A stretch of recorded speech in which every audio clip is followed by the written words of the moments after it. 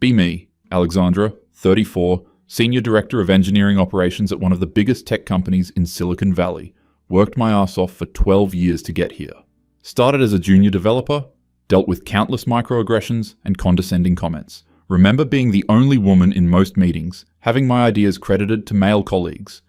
Finally made it to the top, and now I have real power to make changes. This is my chance to fix the systemic problems I experienced. 6 months ago, get directive from CEO about accelerating our DEI initiatives. Board is breathing down his neck about our diversity metrics. Only 23% women in engineering, pathetic representation of other underrepresented groups. I know this is my moment to make real change. Start reviewing performance data of my engineering teams. Notice that our most senior male engineers, while technically competent, haven't been mentoring junior staff effectively. Perfect opportunity to restructure. Identify 15 senior male engineers across 3 different teams. Robert, David, Michael, James, William, Thomas, Joseph, Christopher, Daniel, Matthew, Anthony, Mark, Stephen, Paul, Kenneth. These guys have been here 8 to 15 years each, making $180,000 to $220,000 annually. They're comfortable, set in their ways, probably part of the old boys club. Start building cases for performance improvement plans. Focus on collaboration metrics, inclusive leadership scores, cultural fit evaluations. Document every instance where they failed to elevate diverse voices in meetings. Begin the process methodically. Call Robert into my office first. He's the most senior at 15 years. Robert, we need to discuss some concerns about your leadership approach. He looks confused, starts rattling off his technical achievements. This isn't about your code quality, it's about how you're not creating an inclusive environment for your team members. Explain that his habit of immediately jumping into technical solutions during brainstorming sessions shuts down other perspectives. Put him on a 90-day improvement plan focused on inclusive leadership training. Robert gets defensive immediately. Alexandra, I've been here since before you even knew what a compiler was. I've mentored dozens of developers, including several women on my team. Can see the frustration building in his voice. This feels like you're manufacturing problems where none exist. Remain calm and professional. Robert, this isn't personal. It's about evolving our leadership standards to match our company values. Over the next 3 months, systematically move through all 15 targets. Each conversation follows a similar pattern. Present them with improvement plans, focused on soft skills, cultural awareness, inclusive leadership. Most of them struggle with the new metrics I'm using to evaluate their performance. They're used to being judged solely on technical output. Keep detailed documentation of every interaction, every missed goal on their improvement plans. David comes to my office in week 4, clearly agitated. Alexandra, what exactly are you trying to accomplish here? Half my team is spending more time in sensitivity training than actually coding. Our sprint velocity has dropped 30% since you implemented these new requirements. Stay focused on the bigger picture. David, we're building a more sustainable and equitable workplace. Short-term productivity dips are worth the long-term cultural improvements. He slams his hand on my desk. Cultural improvements? Alexandra, we're an engineering company, not a social experiment. I have a mortgage, kids in college. I've invested my entire career here. These new metrics you're using don't reflect actual job performance. Can see he's genuinely distressed, but hold firm. David, adapting to evolving workplace standards is part of professional growth. If you can't meet these expectations, maybe this role isn't the right fit anymore. By month 3, have documented sufficient performance gaps for all 15 targets. Work with HR to begin transition planning. Simultaneously, start recruiting process for their replacements. Prioritize candidates from underrepresented backgrounds. Find amazing talent through diversity recruiting programs and partnerships with HBCUs. Hire brilliant women like Jasmine, Priya, and Aisha. Bring in talented Latino engineers like Carlos and Diego. Recruit exceptional black developers like Marcus and Terrell. The day I announce the first round of departures, Michael confronts me in the hallway. Alexandra, you're destroying this company's institutional knowledge. Robert built our entire authentication system. David designed our core database architecture. You're throwing away decades of experience for what? Diversity points? Feel my conviction wavering for a moment, but push through. Michael, no one is irreplaceable, and we need fresh perspectives to innovate. These new hires bring different approaches that will ultimately make us stronger. He gets increasingly animated. Different approaches? Alexandra, they don't even understand our existing code base. I spent 3 hours yesterday explaining basic concepts to one of your diversity hires. This isn't about innovation, it's about ideology. Try to remain diplomatic. Michael, there's always a learning curve with new team members. Give them time to ramp up and contribute their unique strengths. As the departures continue, the confrontations become more frequent and intense. James corners me after a team meeting in week 6. Alexandra, I know what you're doing, and so does everyone else. You're systematically removing experienced engineers who don't fit your political agenda. This isn't about performance, it's about demographics. Feel defensive, but maintain professional composure. James, that's a serious accusation and completely unfounded. Every decision has been based on documented performance gaps and cultural fit issues. He laughs bitterly. Cultural fit? I've been contributing to this culture for 12 years. I've shipped products that generated millions in revenue. Now suddenly, I'm not a cultural fit because I'm a white male? The conversation gets heated quickly. James, your technical contributions are acknowledged, but leadership requires more than individual achievement. It requires elevating others and creating inclusive environments. Elevating others? Alexandra, I've trained half the junior developers in this company, including 3 women who are now senior engineers thanks to my mentorship. But that doesn't count because it doesn't fit your narrative. Starting to feel genuinely upset by his accusations. James, this isn't about narratives. It's about building a more equitable workplace. Sometimes that requires difficult decisions. By month 4, the reality of the situation starts becoming apparent. Our new hires are struggling more than I anticipated. Jasmine, despite her impressive academic credentials, needs extensive support with our legacy systems. Carlos keeps making architectural decisions that conflict with our established patterns. Aisha's code reviews are taking twice as long because she's still learning our standards. Try to stay optimistic and provide additional resources. Arrange for intensive mentoring programs. Bring in external consultants to help with knowledge transfer. Tell myself this is just normal onboarding challenges. Remind everyone that diversity of thought leads to better outcomes. The research clearly supports this, even if the immediate results aren't obvious. William confronts me in the parking garage after a particularly difficult team meeting. Alexandra, our authentication system went down 3 times this week. Robert designed that system, Robert maintained that system, Robert understood every edge case. Now we're scrambling to reverse engineer our own infrastructure.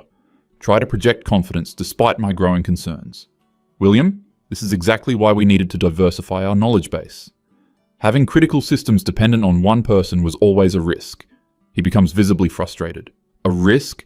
Alexandra, that's revisionist history, and you know it. Robert documented everything. He trained multiple people on that system. The problem isn't knowledge transfer, it's that his replacement doesn't have the experience to handle complex issues. Feel defensive about my hiring decisions. William, Marcus is exceptionally talented and just needs time to familiarize himself with our specific implementation. Sometimes fresh eyes can identify improvements that experts miss. Fresh eyes. Alexandra, our customers don't care about fresh eyes when their data is compromised. We've lost 2 major clients this month because of system instabilities. How is that advancing? Your diversity goals? The weight of his words hits harder than expected. William, there are always challenges during transitions. We need to focus on supporting our new team members rather than undermining them. Week by week, the problems compound. Our core payment processing system starts having intermittent failures. Thomas had maintained that system for 8 years, knew every quirk and optimization. Priya is brilliant, but needs weeks to understand the complexity he handled instinctively. Customer complaints increase dramatically. Other department heads start asking pointed questions about our reliability issues. Anthony finds me in the break room during my lunch break. Alexandra, I need to talk to you about the data pipeline failures. We've had 7 major incidents this month, each one traced back to changes made by inexperienced engineers. Joseph spent 3 years optimizing that pipeline. It was rock solid before you forced him out. Feel exhausted from these constant confrontations. Anthony, Joseph was resistant to modernization and inclusive practices. These growing pains are temporary while we build a more sustainable team structure. His voice rises with frustration. Sustainable? Alexandra, we're hemorrhaging money and reputation. Our deployment success rate has dropped from 96% to 73% in 4 months. How is that sustainable for anyone, regardless of their background? Try to maintain confidence in my decisions. Anthony, metrics can be misleading during transition periods. We're investing in long-term cultural improvements that will pay dividends. Cultural improvements? Alexandra, Diego accidentally deleted our entire staging environment last week.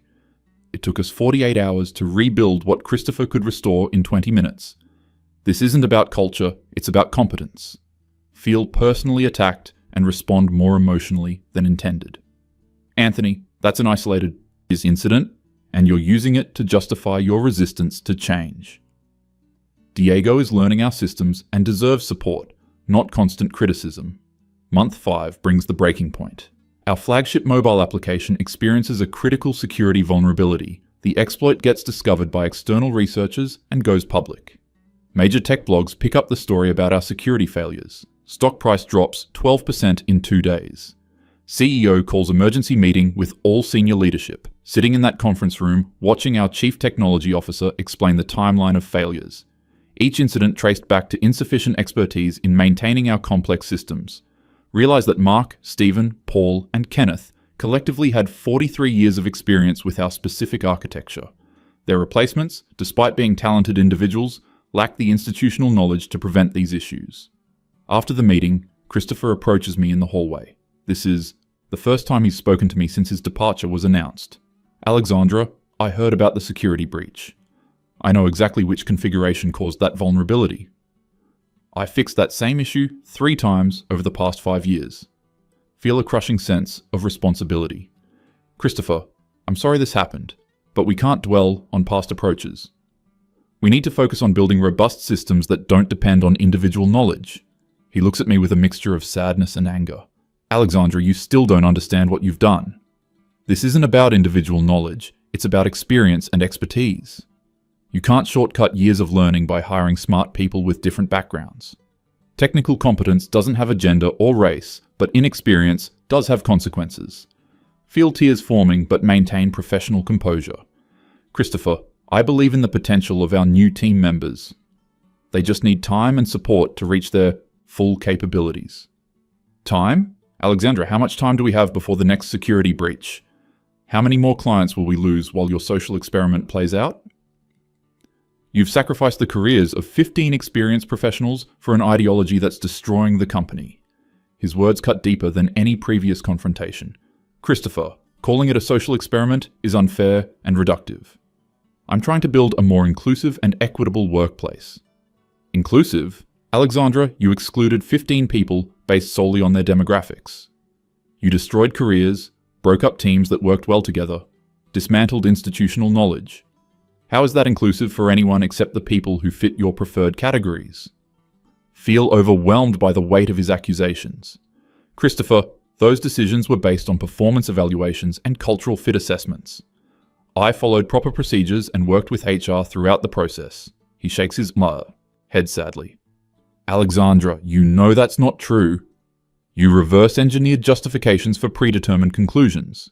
We all performed well by every metric that mattered until you changed the criteria. You measured us against standards that had nothing to do with our actual jobs. Realize I don't have a good response to his points. Christopher, workplace expectations evolve, and adaptation is part of professional growth. Month 6 becomes my personal nightmare, watching brilliant people like Jasmine, Marcus, and Terrell struggle with systems beyond their current expertise. They work incredibly hard, stay late, ask thoughtful questions. But the gap between their potential and our immediate needs becomes impossible to ignore. 3 more major clients terminate their contracts, citing reliability concerns. The board schedules a comprehensive review of our engineering operations. Daniel, who was forced out in month 2, shows up at my office unexpectedly. Alexandra, I heard about the board review. I wanted to give you one last chance to acknowledge what's really happening here. Feel defensive and emotionally exhausted. Daniel, I don't owe you any explanations. Your departure was handled according to company policy and HR guidelines. He sits down across from my desk despite not being invited. Alexandra, forget the policies and guidelines for a moment. Look at the actual results of your decisions. Are our systems more reliable? Are our customers happier? Are our teams more productive? Is the company stronger because you removed experienced engineers? Struggle to formulate a response that addresses his questions directly. Daniel, change is difficult, and results take time to materialize. We're building a foundation for long-term success. Long-term success. Alexandra, at what cost? Matthew had to sell his house because he couldn't find another position at his salary level. Paul's kids had to transfer schools because he lost his healthcare during the job transition. Kenneth's wife is undergoing cancer treatment and you destroyed their financial stability. Feel genuinely awful hearing about their personal struggles. Daniel, I'm sorry about their difficulties, but business decisions sometimes have personal impacts. That doesn't make the decisions wrong if they serve the greater good. His voice becomes filled with raw emotion. Greater good? Alexandra, who's greater good? The customers who are losing data? The shareholders who are losing money? The employees who are losing faith in leadership? Or just your personal sense of moral superiority? Feel attacked and respond defensively. Daniel, you're oversimplifying a complex situation. Building inclusive workplaces requires difficult transitions that don't always produce immediate benefits. Inclusive workplaces, Alexandra, you've created the most divisive environment this company has ever seen. People are afraid to speak honestly about performance issues. Teams are walking on eggshells around new hires who can't do the job. You've turned workplace collaboration into a political minefield. Realize there's truth in his observations but can't admit it openly. Daniel, change always creates temporary discomfort. We're working through these challenges and will emerge stronger. The final confrontation happens 3 weeks later. All 15 displaced engineers request a joint meeting with me and HR. Initially resist the meeting, but HR insists it's necessary for legal compliance. Walking into that conference room feels like facing a tribunal. See Robert, David, Michael, James, William, Thomas, Joseph, Christopher, Daniel, Matthew, Anthony, Mark, Stephen, Paul, Kenneth. They've prepared a comprehensive presentation about the impact of my decisions. Robert starts by presenting technical metrics. System reliability down 34%, customer satisfaction down 28%, deployment success rate down 23%. Average time to resolve incidents increased 67%. Knowledge transfer failures documented in 43 separate instances. Feel overwhelmed by the data, but maintain outward composure. Robert, metrics during transition periods don't reflect long-term outcomes. We're building capabilities that will ultimately exceed previous performance levels. David follows with financial impact analysis. Customer contract cancellations totaling $23 million in annual revenue. Security incident response costs exceeding $2.8 million. Recruitment and training expenses for new hires approaching $1.1 million. Projected timeline for new hires to reach full productivity, 18 to 24 months. Try to contextualize the numbers. David, financial investments in cultural transformation often require upfront costs. The return on investment includes improved innovation and reduced turnover among underrepresented groups. Michael presents the Human Impact Assessment, documentation of personal hardships experienced by displaced engineers, career disruption, financial stress, family impacts, professional reputation damage. Average time to find equivalent employment, 7 months. Average salary reduction in new positions, 18%. Feel genuinely heartbroken hearing about their struggles. Michael, I understand these transitions have been difficult, but systemic change sometimes requires individual sacrifices for collective progress. James stands up and addresses me directly. Alexandra, we've presented the technical failures, financial losses, and human costs. Can you present any concrete evidence that your decisions have benefited anyone? Show us improved innovation, better team dynamics, enhanced customer satisfaction. Demonstrate any positive outcome that justifies what you've done. Realize I don't have compelling evidence of success to present. James, cultural transformation isn't immediately measurable through traditional metrics. We're creating an environment where diverse perspectives can flourish. William interrupts with visible frustration. Diverse perspectives? Alexandra, you've created an environment of fear and incompetence. People are afraid to provide honest feedback about performance. Teams are struggling with basic tasks that used to be routine. You've prioritized demographic representation over actual capability. Feel increasingly defensive despite recognizing the validity of his points. William, capability develops over time with proper support and mentoring. We're committed to helping our new team members reach their full potential. Thomas stands and speaks with controlled anger. Alexandra, your commitment to their potential is destroying our present reality. While you wait for them to develop capabilities, our systems are failing. While you provide them with support and mentoring, our customers are leaving. While you prioritize their growth, the company is bleeding money and reputation. Feel the weight of responsibility crushing down. Thomas, building inclusive teams requires patience and investment. Short-term challenges are worth enduring for long-term benefits. Joseph approaches the whiteboard and writes out a simple equation. Alexandra, let me make this as clear as possible.